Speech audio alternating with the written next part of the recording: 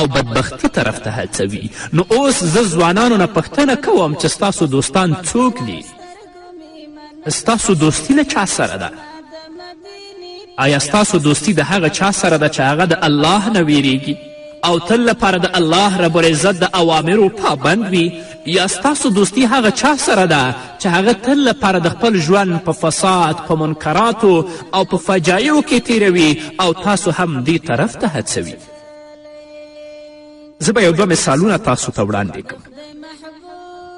په مکې مکرمه کې یو مشرک و په نامه د عقبه ابن ابي معیط. دا د ابو جهل خورا صمیمي دوست و. په مکې مکرمه کې د نبی کریم صلی الله علیه وسلم د دعوت پر مهال ابو جهل پر یو سوداګریز سفر ولاړه. د مکې مکرمې نه وتی نو عقبه ابن ابي معیط یوازې شو، ابو جهل نه و او د خپل دوست له تاثیر څخه هم لرې و. نو لاړه د محمد رسول الله صلی الله علیه وسلم خبرو ته یې غوږ کیښود. کله چې عقبه ابن ابي معیط د محمد رسول الله صلی الله علیه وسلم خبرې واورېدلې، یا هغه د الله رب العزت کلام چې محمد رسول الله صلی الله علیه وسلم تلاوت کوه هغه یې واورېده، نو عقبه ابن ابي معیط د رسول الله صلی الله علیه وسلم له خبرو نه اغیزمن شو او زړه یې د دې کلام شیرینی احساس کړه. محمد رسول الله صلی الله علیه وسلم ته ورغی او رسول الله صلی الله علیه وسلم ته یې وویلې دا سترې خبرې دي او له ځان سره دا تصمیم ونیوه چې سبا ورځ ته راشي او د خپل اسلام اعلان کړي، د محمد رسول الله صلی الله علیه وسلم تر مخه د خپل اسلام اعلان کړي او د شهادت کلمه ولولي. وګورئ دا هماغه شخص دی، مګید څخه وتی دی. پر سبا ورځ ابو جهل له خپل سفر څخه راوګرځېد. عقبه ابن ابي معیط چې د ابي جهل صمیمي دوست و، ابي جهل ته یې وویلې ما د محمد خبرې واورېدې، د محمد صلی الله علیه وسلم خبرې مې ډېرې خوښې شوې. تاسو اوس د فاسد دوست تاثیر ته ګورئ چې عقبه ابن ابي معیط کم ځای ته رسوي. ابو جهل عقبه ابن ابي معیط ته ویلې تر دې وروسته زما ژبه تا سره په خبرو کولو باندې حرامه ده، تر هغې چې ته ورشې د محمد رسول الله صلی الله علیه وسلم العیاذ بالله په مخ باندې لاړې ورتوکي. که دا کار ونه کې تر هغه وخته پورې زما ژبه حرامه ده چې هغه تا سره نورې خبرې وکړي. عقبه ابن ابي معیط د پیغمبر علیه الصلاة والسلام او خپل دوست ترمنځ د نږدېوالي او مقارنې پرتلنه وکړه، خو لاکن بدبخته انسان خپل دوست ته په محمد رسول الله صلی الله علیه وسلم باندې ترجیح ورکړه. راغی محمد رسول الله صلی الله علیه وسلم ته راغی او د رسول اکرم صلی الله علیه وسلم په مبارک مخ باندې لاړې ورتو کړې. هغه د رسول الله مخ ته ونرسېد او په دې کار سره د محمد رسول الله صلی الله علیه وسلم له سرسختو دښمنانو څخه وګرځېده. تل به هغه کارونه کول چې محمد رسول الله صلی الله علیه وسلم آزار کړي، محمد رسول الله صلی الله علیه وسلم ته تکلیف ورکړي. رسول الله صلی الله علیه وسلم به فرمایل زه هیچا د عقبه بن ابي معیط په اندازه آزار کړی نه یم. دا هماغه کس دی چې کله به پیغمبر علیه الصلاة والسلام د کعبې تر څنګ د سجدې په حال کې و، د یو مړ اوښ لری به یې د پیغمبر صلی الله علیه وسلم په مبارکې شا باندې واچوه او رسول الله صلی الله علیه وسلم به نشوه کولی چې له سجدې څخه راپورته شي، تر دې چې د محمد رسول الله صلی الله علیه وسلم ګرانه لور فاطمة الزهرا رضی الله تعالی عنها راغله او د محمد رسول الله صلی الله علیه وسلم له مبارک شا څخه یې هغه د مردار اوښ لری کړ. عقبه ابن ابي معیط د بدر په غذا کې ووژل شو. ابي جهل هم د بدر په غذا کې مردار شو. ابي جهل سره د نورو مشرکینو رسول الله صلی الله علیه وسلم او صحابه کرامو په هغه څا کې واچول. رسول الله صلی الله علیه وسلم د څا په سر ودرېده او د هر مشرک نوم به یې اخیسته. دا به ورته ویلې آیا هغه څه چې ستا الله یې تا ته وعده درکړې وه حق او رښتینې تاسو وموندله؟ وګورئ عقبه ابن ابي معیط دې ته حاضر و چې د محمد رسول الله صلی الله علیه وسلم خبرې واوري او پر رسول الله صلی الله علیه وسلم باندې ایمان راوړي.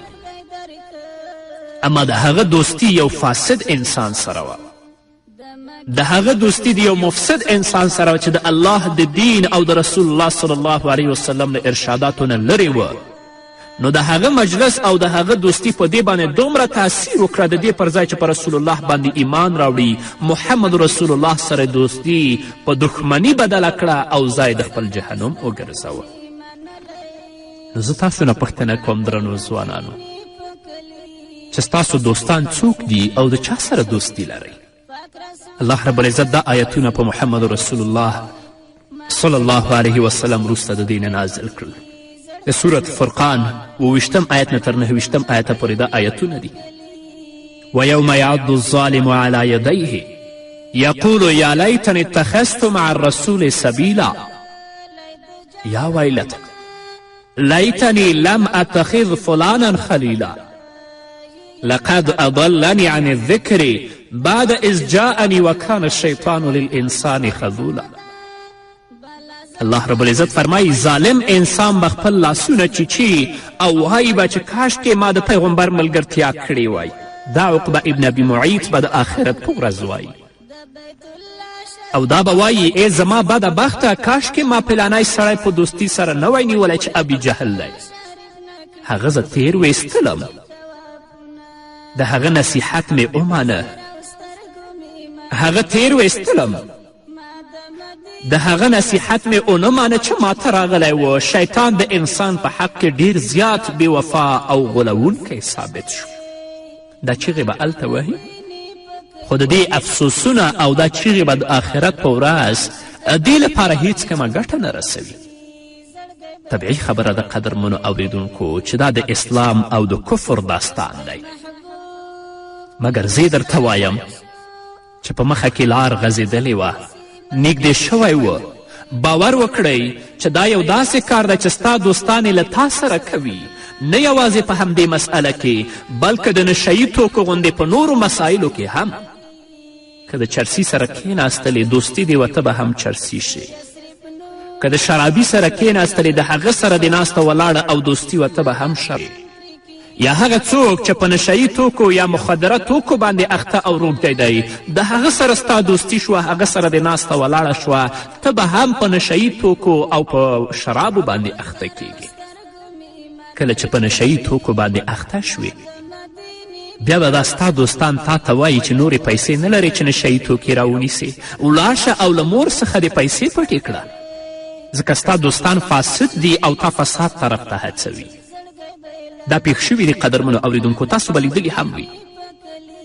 نو دا کس به د خپلو دوستانو خبرو ته غوږ دي، ځي به او خپلې مور ته به وایي چې د خپل غوږوالۍ راته راکړه، او حتی خپل مور ګواښي هم. مور د جبر له مخې هغه ته د خپل غوږوالۍ ورکوي، ژاړي، لړزیږي او ډاریږي، هسې نه چې زما دا معتاد او روږدی زوی ما ونه وهي. دا ټول د څه د وجې نه؟ دا د دې وجې نه چې د دې ملګري فاسد ملګري ول.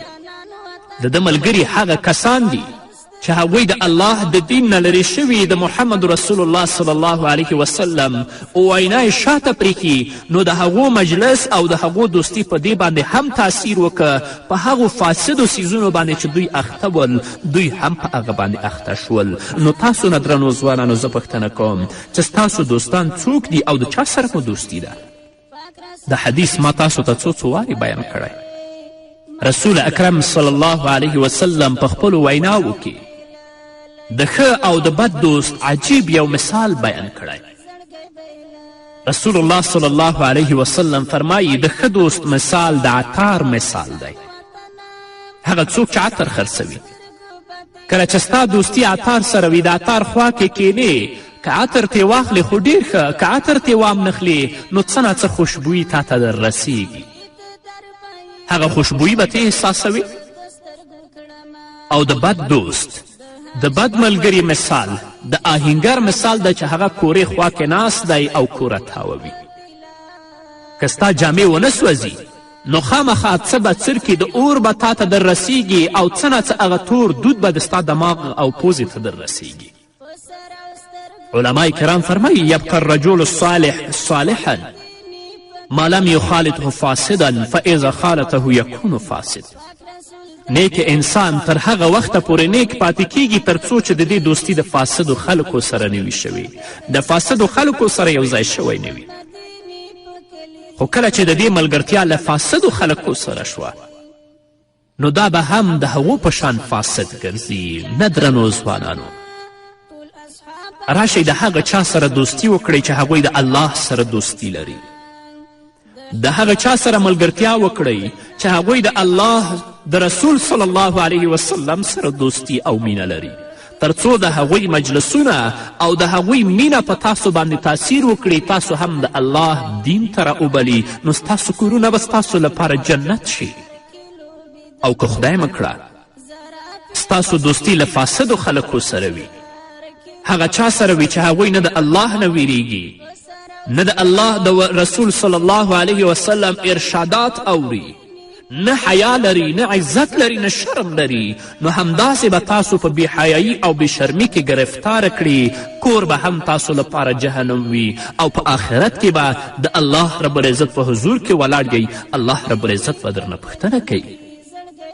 نه راځئ د نن نه ځان سره تصمیم ونیسئ او الله سره د عهد وکړئ چې د خپل فاسد او بد دوستان به پرېږدو. ځان لپاره به په هغه ځای کې دوستان لټوو چې هغوی د الله سره رابطه لري، هغوی د الله د دین سره اړیکې لري، هغوی د محمد رسول الله صلی الله علیه وسلم سره اړیکې لري. په ټولنه کې به معزز شي، خلک به هم په درنه سترګه درته ګوري او همدارنګه الله رب العزت څخه به هم محبوب شي. او که ستا ملګرتیا فاسدو خلکو سره وي، په ټولنو کې به هم سپک وي، په کورنۍ کې به هم سپک وي او د ټولو سترګو کې به منفور انسان وي. راځه ځان منفورومه بلکې ځان معزز وګرځوه. نیکان خلک ځان لپاره د خپل دوستي لپاره غوره کړه. په همدې هیله قدرمنو اورېدونکو نور به م واورو خو د یوې دمې نه وروسته. د مکې سپېڅلې خې جانان مې ایښي دي په تا کې قدمونه، د مکې سپېڅلې خاورې خدای معززه د نبي رخسار کړینا.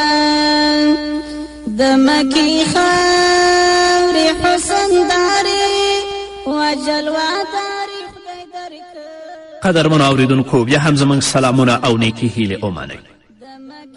عقبه ابن ابي معیط ځان لپاره فاسد دوست غوره کړی و، نو د هغه په هڅونه سره ځان جهنم ته ورسو، د الله په قهر او په عذاب کې ګرفتاره شه. د دې برعکس هغه کس چې خپل دوست یې له جهنم څخه وژغوره او د جنت لاره یې ورښوده. یوه ښکلې بیلګه شته. د مکې مکرمې له شتمنو خلکو څخه یو هم د عیاش بن ابي ربیعه په نامه یو کس و او په مکې مکرمه کې اسلام راوړ. عیاش بن ابي ربیعه د امیر المؤمنین عمر بن خطاب رضی الله تعالی عنه یو صمیمي دوست و او له هغه سره ډیره مینه درلودله.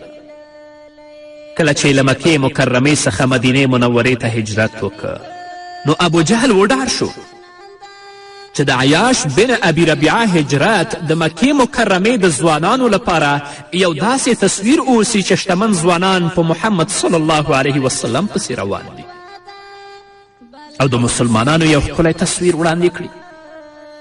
نو ابو جهل کوشش وکړ چې عیاش بن ابي ربیعه د هجرت څخه راوګرځوي. ابو جهل ورپسې ولاړ تر دې چې په لاره کې امیر المؤمنین عمر بن خطاب او عیاش بن ابي ربیعه ته ورورسید. ابو جهل ورپسې آواز وکړ ای عیاشه. ځکه یې عیاش ته آواز کوه چې ابي جهل له امیر المؤمنین عمر بن خطاب سره مخامخېدلی نه شو او عیاش ته یې دا ویلې ای عیاشه مور دې خپله کړه ستا مور قسم خوړلی چې له لمر څخه به سوري ته لاړه نشي، وبه نه لامبي، اوبو ته به لاس ورنه وړي تر هغې چې ته راونه ګرځې او هغې پر خپل حساس رګ لاس ایښی دی. دا د ابي جهل د مور لخوا ورورې هم وه. دی ورته ویلي چې ستا مور ویلي دي تر څو چې بیرته راونه ګرځې زه څه خورم هم نه او مر ته کینم سوري ته هم نه ځم. ابو جهل دا تمثیل وړاندې کړ. عیاش هم متاثره شو. امیر المؤمنین عمر بن خطاب رضی الله تعالی عنه عیاش ته وویل ای عیاش د ابو جهل په خبرو باندې باور مه کوه. که چیرې ته بیرته د ابي جهل سره مکې مکرمې ته وګرځېد ابي جهل به تا په فتنه کې واچوي. عیاش امیر المؤمنین عمر بن خطاب رضی الله تعالی عنه ته وایي ای عمره مور مې ده. بیا عمر بن خطاب رضی الله تعالی عنه عیاش ته وایي زما په خبرو باندې باور وکړه، ابي جهل تا په فتنه کې اچوي. که چیرې مور دې په لمر کې ستړی شي هغه په خپله سوري ته ځي. که چیرې ډیره تنده او کړاوې وځوروي نو حمام ته به ولاړه شي، اوبه به وسکي یا به په ځان اوبه واچوي. څرګنده خبره ده چې داسې ووایي. تاسې د امیر المؤمنین عمر بن خطاب رضی الله تعالی عنه پر طبیعت پوهیږئ. عیاش وویل او عمره نشم کولی مور مې ده. وګورئ چې دغه غیر طبیعي او حیرانونکی دوست څه کوي. عمر رضی الله تعالی عنه عمر رضی الله تعالی عنه اوس عیاش ته وایي ای عیاش که چیرې پر دې ټینګار کوې چې وګرځې نو زما اوښ در سره واخله، ښایي دا اوښ تا ته ما او اسلام در په یاد کړي. د هغه وخت اوښ د دې وخت له بهترینو موټرو سره برابر و، یا تاسې له بهترینو موټرو سره معادل تصور کړئ.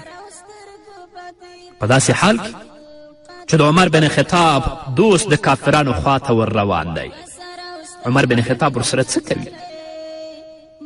عیاش بن ابي ربیعه د عمر له اوښ سره بیرته وګرځېد.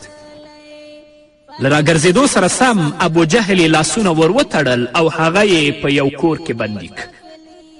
عیاش بن ابي ربیعه رضی الله تعالی عنه په همدې ډول په مکې مکرمه کې ژوند کوه. لاس او پښې یې تړلي وو او په کوټه کې بند و.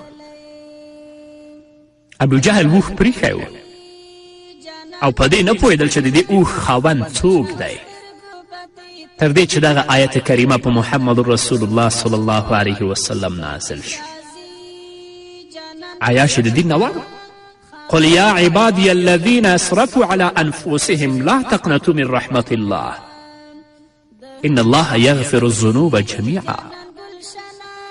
ای پیغمبره هغو بندگانو ته مې ووایه چې د ګناه له ارتکاب سره سره په خپلو ځانونو یې تیری کړی دی چې د الله له رحمت څخه مه ناهیلې کیږئ.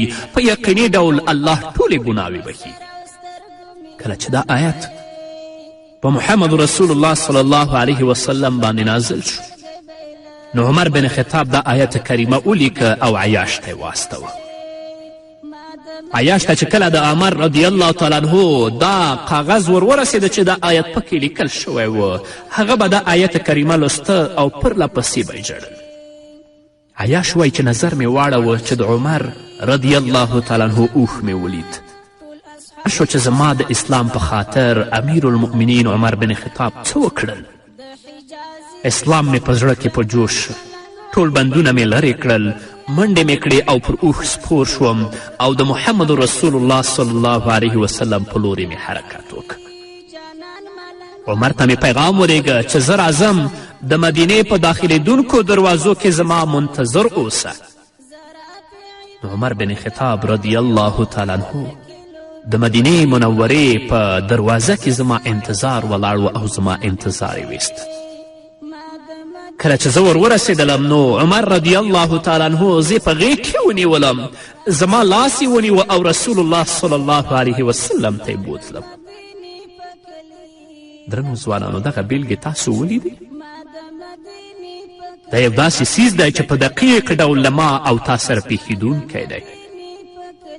په ژوندانه کې له موږ هر یو داسې مشابه داستان لرو مګر په حجم او غټوالي کې یو څه توپیر لیدل کیږي. راشئ خپل دوستان وګورئ. د عیاش ابن ابي ربیعه رضی الله تعالی عنه دوست مو ولیده چې امیر المؤمنین عمر بن خطاب و عیاش بن ابي ربیعه یې چیرته ورسوه. او تاسو د عقبه ابن ابي معیط دوست هم ولیده چې عقبه ابن ابي معیط یې چیرته ورسوه.